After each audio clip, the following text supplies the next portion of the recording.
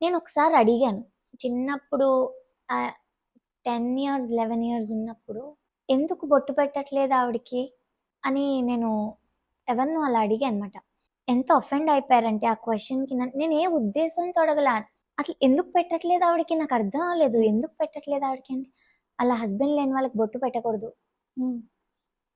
ఎందుకు అలా ఇరిటేట్ అయిపోతున్నారు అందరూ? నాకు హ్మ్. అర్థమయ్యేది కాదు. అలా అలా నా బ్రెయిన్‌లో ఉన్నది డెవలప్ అయింది చిన్నప్పటి నుంచి. ఆ క్వెషన్స్ డెవలప్ అయ్యాయి. హ్మ్. ఆన్సర్ దొరికేది కాదు. ఓకే. సో, ఎవరినైనా అడగాలన్నా ఎలా అడుగుతాను? Very sensitive thing right? Hurt అవుతారేమో తెలీదు. వాళ్ళనే ఎళ్లి అడిగితే. ఎవరన్నా ఇలా మ్యారీడ్ వుమెన్ అడిగితే వాళ్ళు ఇరిటేట్ అయ్యేవాళ్ళు చాలా. నాకు అర్థమయ్యేది కాదు. అండ్ అంత ధైర్యం కూడా ఉండేది కాదు అలా హ్మ్. క్వెషన్ చేయడానికి. హ్మ్. ఈవెన్ దో ఆ క్వెషన్ వాస్ లైక్ మిమ్మల్ని నేను క్వెషన్ చేస్తున్నాను కాదు. తెలుసుకోవడానికి క్వెషన్ చేస్తున్నప్పటికి పీపుల్ అఫెండ్ అయ్యేవాళ్ళు. సో, ఇది నాకు అలా డెవలప్ అయిందన్నమాట.